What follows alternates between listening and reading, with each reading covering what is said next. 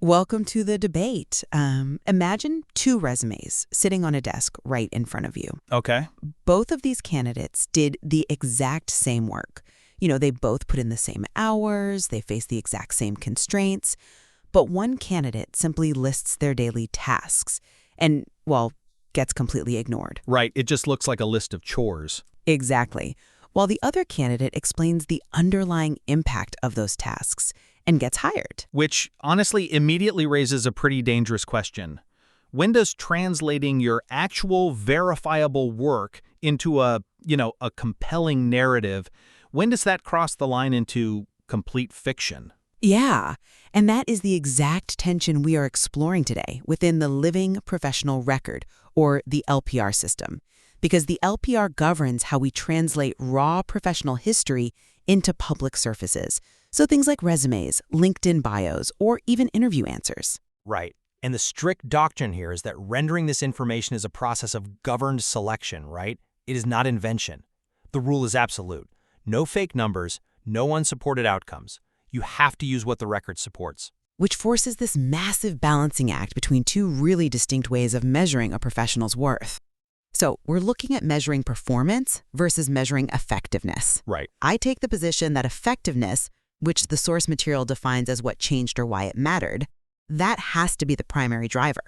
Without showing effectiveness, you are essentially just handing a hiring manager a sterile list of activities. I actually come at it from a completely different way. Performance, which shows the scale, the activity, the volume of the work, that has to be the anchor. It is the only reliable evidence-backed foundation we actually have. But is it enough? Yes, because effectiveness is conceptually appealing, sure, but it constantly risks slipping into subjective inflation. Performance is what keeps the entire rendering honest. Well, let's break down what we actually mean by these terms for the listener. Because, the source material is highly specific here. When we talk about a measure of effectiveness, we are talking about outcomes. Right, the what changed. Exactly. Examples include reducing repeated questions, improving consistency, increasing visibility, or things like reducing rework, enabling decisions, or stabilizing handoffs. These are the changes that actually matter to a business. Right. And when I talk about a measure of performance, I'm looking at concrete scale and responsibility. The text is clear here. Examples include coordinating across 3 teams, reviewing 30 documents, training 6 cohorts, or, maintaining a weekly tracker, or supporting 80 requests per week. Okay, yeah. These are binary facts. You either trained 6 cohorts or you didn't. Right, but let's take your tracker example. If I tell a hiring manager I maintained a weekly tracker, that is pure performance. But what does that actually mean to them? Well, it means you have the discipline, the administrative capability to manage ongoing data.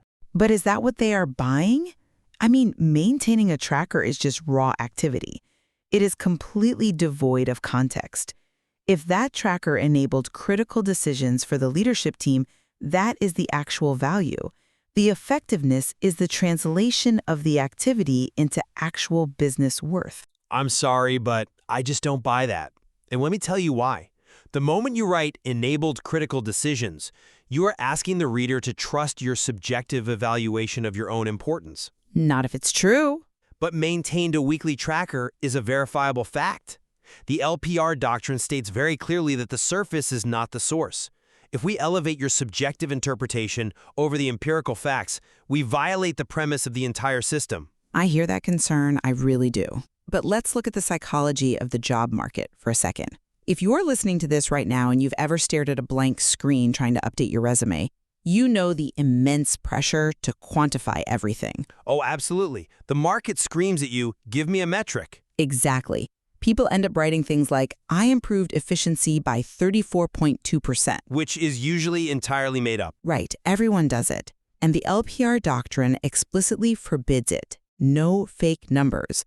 But the system isn't designed to just, handicap you. It offers a lifeline. The rule is, if no metric exists, use supported qualitative value. You don't need to invent a fake percentage to prove you are effective. Because inventing a metric destroys the integrity of the record. I agree with that. But this is exactly where your push for effectiveness becomes a slippery slope. How so? Yes, saying your tracker improved visibility is better than inventing a fake metric. But without that hard performance anchor, the tracker itself, claiming improved visibility flirts heavily with overclaiming. I'm not suggesting we remove the tracker from the sentence, though. I'm saying the tracker alone is just insufficient. Okay.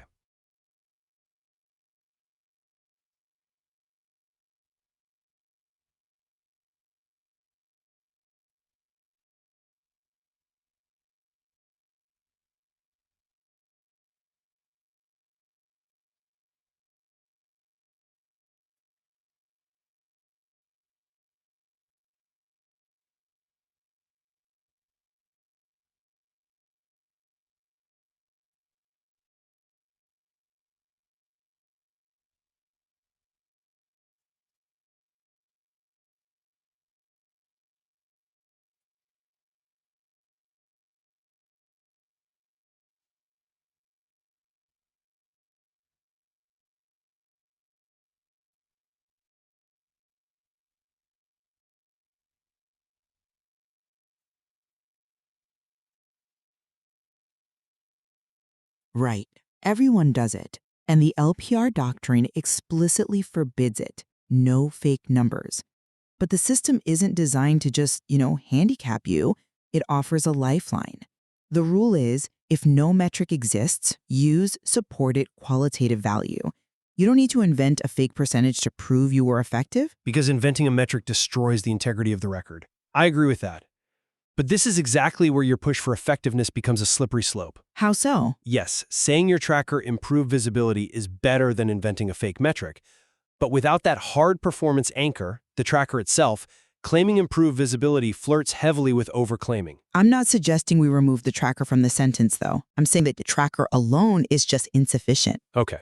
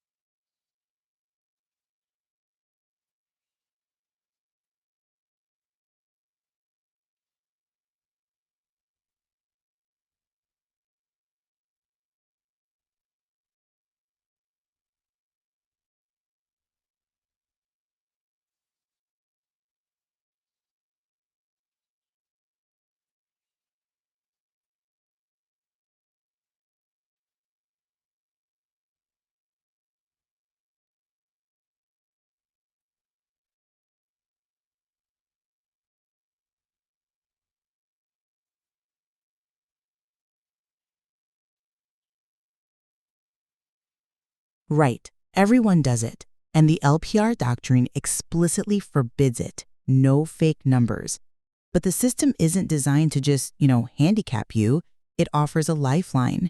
The rule is, if no metric exists, use supported qualitative value. You don't need to invent a fake percentage to prove you're effective. Because inventing a metric destroys the integrity of the record. I agree with that. But this is exactly where your push for effectiveness becomes a slippery slope. How so? Yes, saying your tracker improved visibility is better than inventing a fake metric. But without that hard performance anchor, the tracker itself, Claiming improved visibility flirts heavily with overclaiming. I'm not suggesting we remove the tracker from the sentence, though. I'm saying that tracker alone is just insufficient. Okay.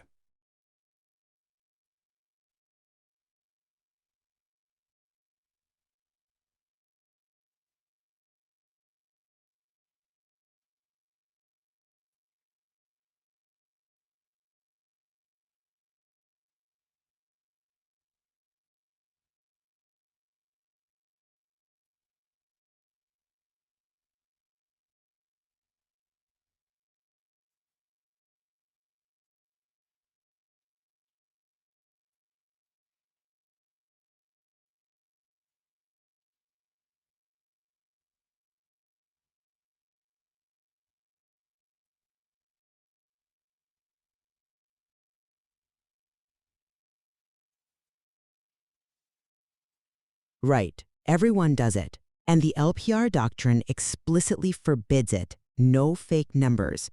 But the system isn't designed to just, handicap you. It offers a lifeline. The rule is, if no metric exists, use supported qualitative value. You don't need to invent a fake percentage to prove you were effective. Because inventing a metric destroys the integrity of the record. I agree with that. But this is exactly where your push for effectiveness becomes a slippery slope. How so? Yes, saying your tracker improved visibility is better than inventing a fake metric. But without that hard performance anchor, the tracker itself, claiming improved visibility flirts heavily with overclaiming. I'm not suggesting we remove the tracker from the sentence, though. I'm saying the tracker alone is just insufficient. Okay.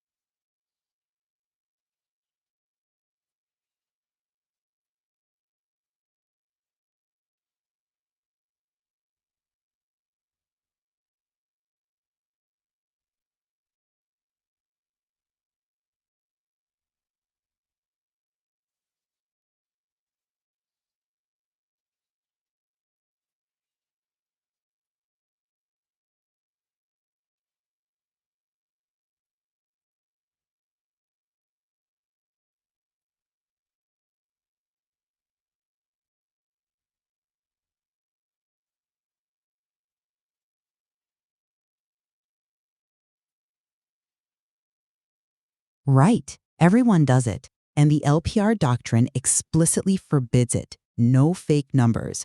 But the system isn't designed to just, handicap you. It offers a lifeline.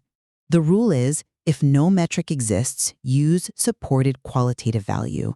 You don't need to invent a fake percentage to prove you were effective. Because inventing a metric destroys the integrity of the record. I agree with that. But this is exactly where your push for effectiveness becomes a slippery slope. How so? Yes, saying your tracker improved visibility is better than inventing a fake metric. But without that hard performance anchor, the tracker itself, claiming improved visibility flirts heavily with overclaiming. I'm not suggesting we remove the tracker from this sentence, though. I'm saying the tracker alone is just insufficient. Okay.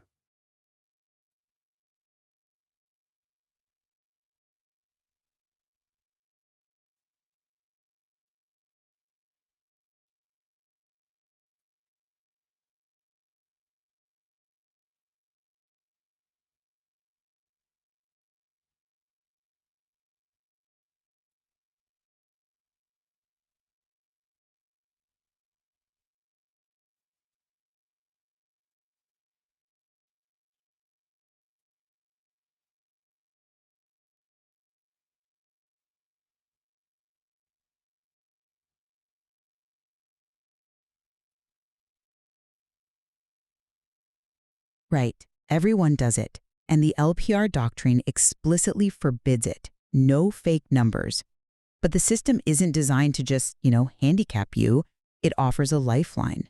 The rule is, if no metric exists, use supported qualitative value. You don't need to invent a fake percentage to prove you're effective. Because inventing a metric destroys the integrity of the record. I agree with that.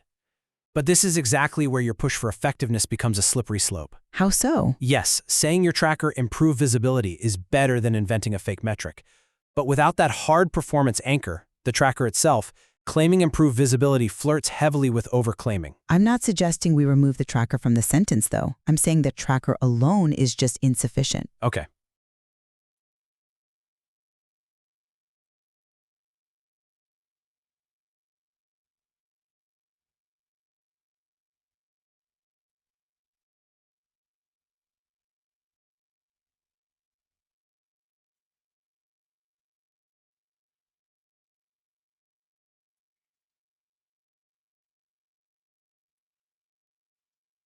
Right. Everyone does it. And the LPR doctrine explicitly forbids it. No fake numbers. But the system isn't designed to just, handicap you. It offers a lifeline. The rule is, if no metric exists, use supported qualitative value. You don't need to invent a fake percentage to prove you are effective. Because inventing a metric destroys the integrity of the record. I agree with that. But this is exactly where your push for effectiveness becomes a slippery slope. How so? Yes, saying your tracker improved visibility is better than inventing a fake metric. But without that hard performance anchor, the tracker itself, claiming improved visibility flirts heavily with overclaiming. I'm not suggesting we remove the tracker from the sentence, though. I'm saying the tracker alone is just insufficient. Okay.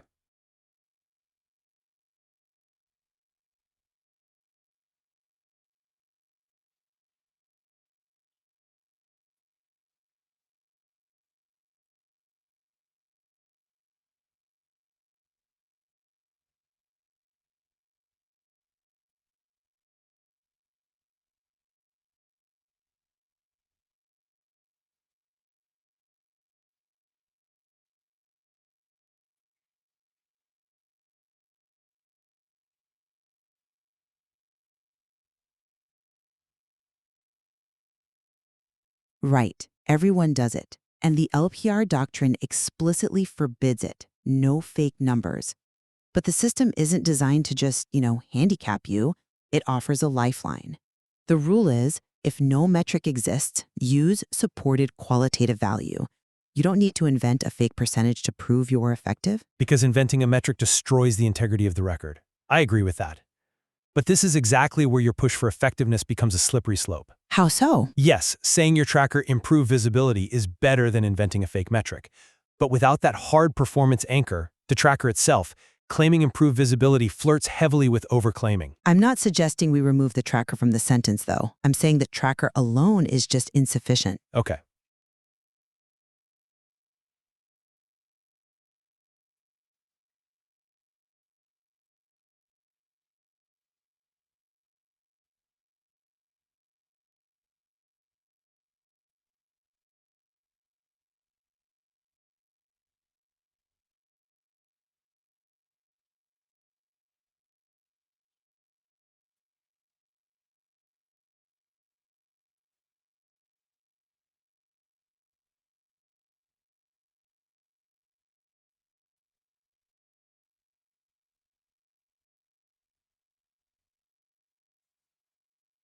Right. Everyone does it. And the LPR doctrine explicitly forbids it. No fake numbers. But the system isn't designed to just, handicap you. It offers a lifeline. The rule is, if no metric exists, use supported qualitative value. You don't need to invent a fake percentage to prove you're effective. Because inventing a metric destroys the integrity of the record. I agree with that. But this is exactly where your push for effectiveness becomes a slippery slope. How so? Yes, saying your tracker improved visibility is better than inventing a fake metric. But without that hard performance anchor, the tracker itself, claiming improved visibility flirts heavily with overclaiming. I'm not suggesting we remove the tracker from the sentence, though. I'm saying the tracker alone is just insufficient. Okay.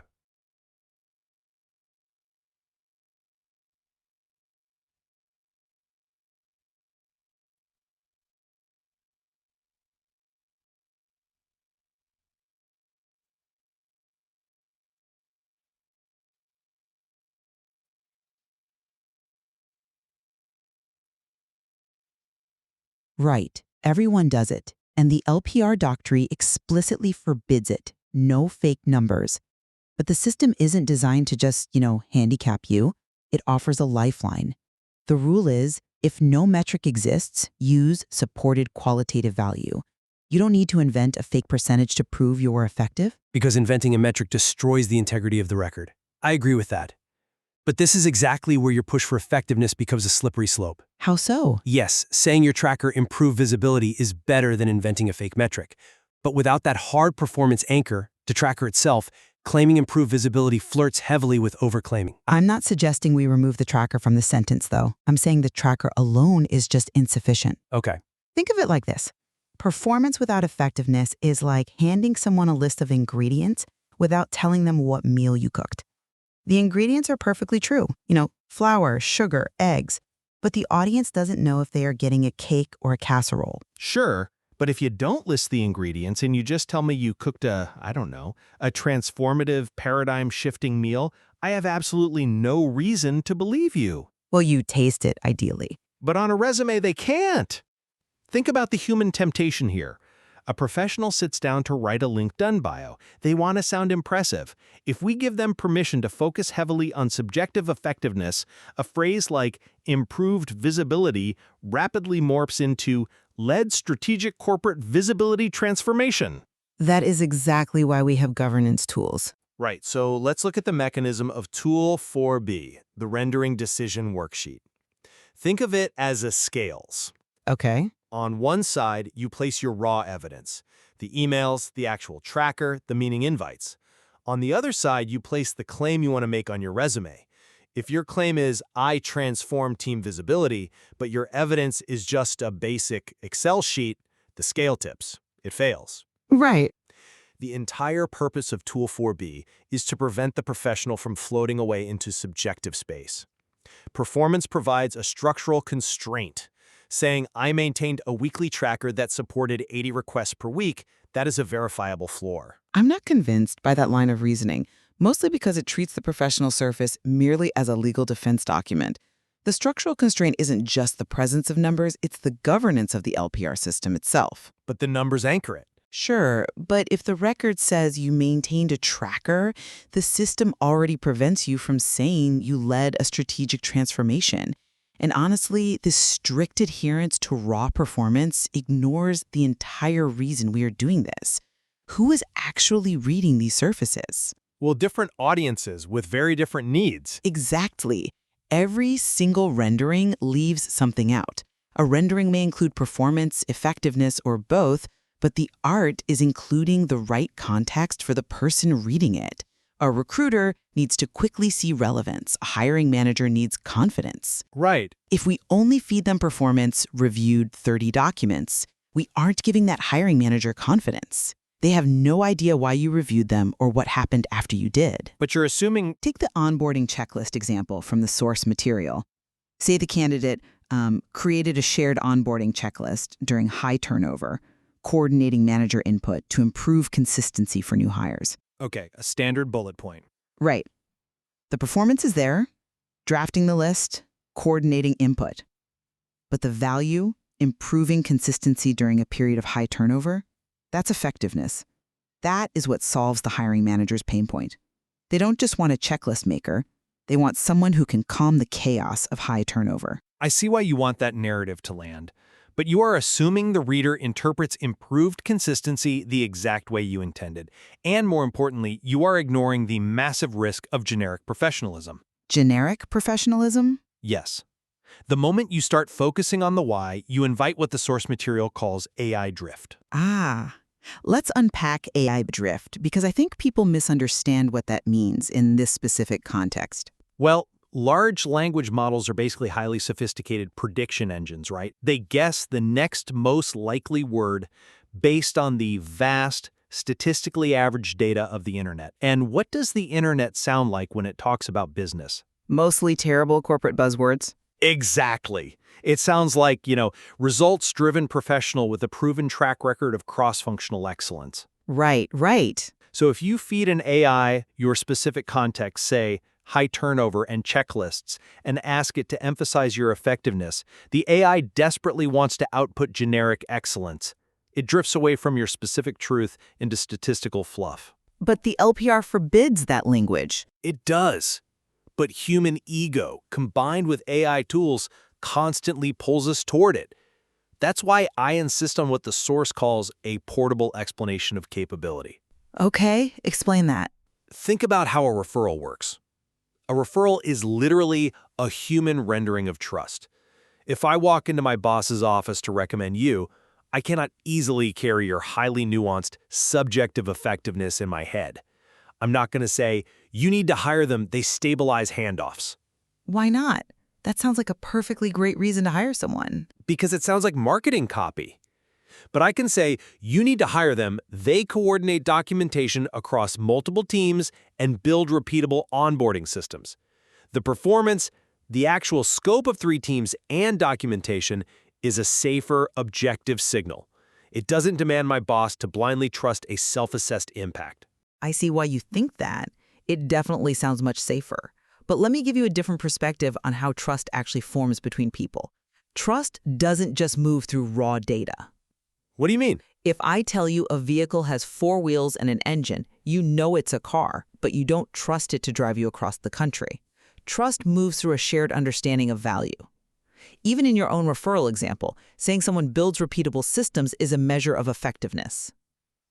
No, it's a statement of capability. But repeatable implies a change from chaos to order. It means reducing rework. You cannot escape effectiveness if you want to communicate worth. And regarding your AI argument, yes, AI wants to inflate, but the LPR system has a mechanism for that. We use a safe source packet. Which heavily limits what the AI can invent. Right. The rules clearly state that AI may assist rendering only after source governance, and then it goes through Tool 3.5c. The readiness gate. Yes. Think of Tool 3.5c like a metal detector at the airport. It's a rendering readiness gate. Before any claim goes public, it has to pass through this gate. If the effectiveness claim isn't credible enough to survive the beep of the metal detector, you just don't render it. The governance protects the effectiveness from becoming generic hype. But let's look at how that governance operates in reality. The rendering review checklist asks the advisor 2 questions. Is the measure supported, and does the rendering avoid overclaiming? Right. It is infinitely easier to verify a binary performance measure. Did you train 6 cohorts or not? Yes or no? Did you coordinate across 3 teams or not? Verifying if you stabilized handoffs requires a massive qualitative judgment call about the maturity of the claim. But again, this treats the professional surface as if its only job is to survive an audit. Yes, it must be defensible, but if it isn't persuasive, you won't even get the interview in the first place. And wait, you're treating all these surfaces as if they are static text on a page. What happens when the candidate is actually sitting in the room? Ah. You're talking about the difference between compression and rehydration. Exactly. This is one of the most illuminating concepts in the entire curriculum. When you write a resume bullet, you are compressing the record. You are forcing the action, the constraint, the scope, and the value into one incredibly dense little diamond of text. Right. But an interview doesn't compress. An interview expands. It rehydrates the record. And in that rehydration process, how on earth do you survive without effectiveness? You'd struggle, I admit. You have to explain the situation, the constraints, the decisions you made, and what ultimately changed. If you only rely on performance metrics, your interview answers will sound like a robot reading a spreadsheet. I reviewed 30 documents. I supported 80 requests. Right.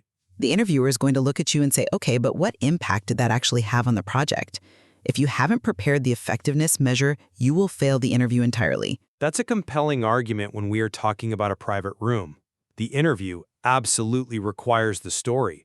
But have you considered what happens in public spaces? Because a resume isn't always handed privately to a recruiter. Look at LinkedIn. Look at a public-facing digital portfolio. Well, yeah. The doctrine is adamant here. You have to apply privacy boundaries. Evidence is not exposure. Of course. Client confidentiality is paramount. Nobody's arguing that. Exactly. And some of the strongest work a professional does is highly confidential. Let's look at the public safe rendering example from the text. A client-coordinated documentation for a confidential healthcare implementation. It involved internal workflow changes, highly sensitive patient intake data, and a massive billing process review. Very sensitive stuff. If we follow your advice and try to render the effectiveness of that work, how much money it saved the hospital, or how it caught patient billing errors, we immediately risk a massive confidentiality breach. The outcome itself is proprietary. So, how do you suggest they render it safely without looking like they did nothing? You strip out the subjective effectiveness completely. You strip out the confidential outcomes. You rely entirely on performance as a privacy shield. The public safe rendering becomes supported documentation coordination during a regulated healthcare implementation, helping clarify workflow updates for internal stakeholders. It preserves the scope, documentation, coordination, regulated environment, but it completely removes the client name, the patient data, the confidential outcome. In public safe rendering, performance isn't just a measure of scale. It is a literal mechanism of protection.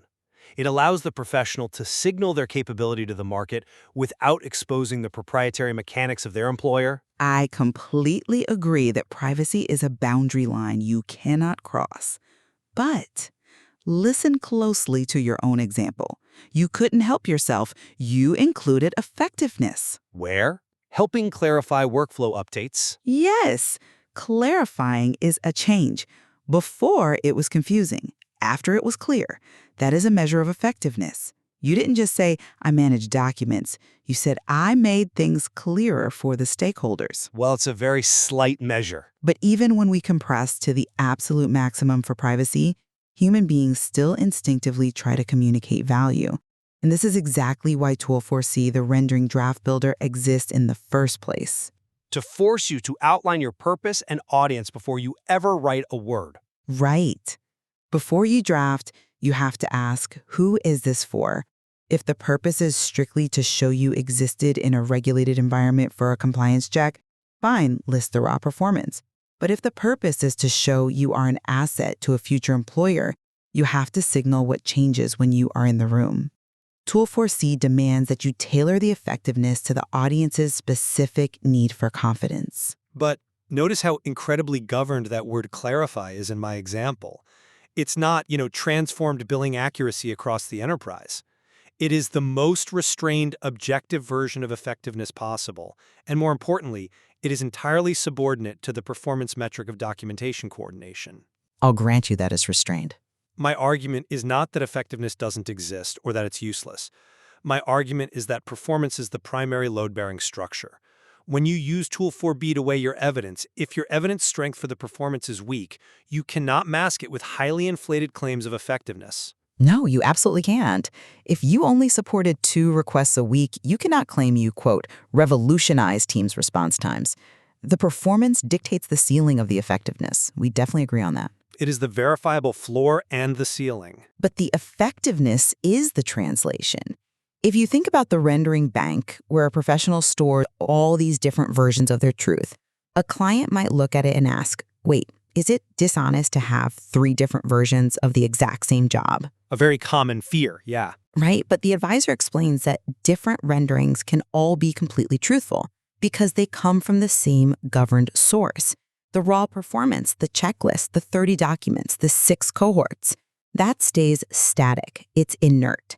The effectiveness is what we tailor. We emphasize different impacts for different audiences. I would argue the performance isn't inert. It is the portable truth. It is the only thing that survives translation without the risk of distortion. When a hiring manager reads objective performance data, they map that onto their own organizational needs.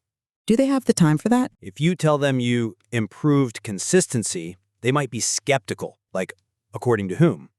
But if you say, I coordinated manager input across 3 teams to build a shared checklist, the hiring manager thinks, I have 3 chaotic teams right now. I need that exact capability. They derive the effectiveness themselves from your verifiable data. You are putting a lot of faith in a hiring manager who is reviewing, 200 resumes before lunch? If they have to do the cognitive heavy lifting to figure out why coordinating across 3 teams matters, they are just going to move on to the candidate who clearly states stabilized handoffs between 3 teams. Effectiveness does the translation for them. It says, I understand the business value of my own work. That is a massive signal of professional maturity. Assuming it is rigorously supported by the record. Of course, no fake numbers, no unsupported outcomes. Because whether you lean heavily on performance or effectiveness, the moment you attempt to render this material before checking your evidence, or before understanding your context, or before conducting a privacy review, you are committing a critical error. The surface must answer to the source. It seems we always converge on the absolute primacy of the LPR doctrine. The framework truly holds both of our perspectives accountable. As we wrap up today's discussion, I stand by my position. Performance proves you did the work, but effectiveness proves the work was actually worth doing. Right.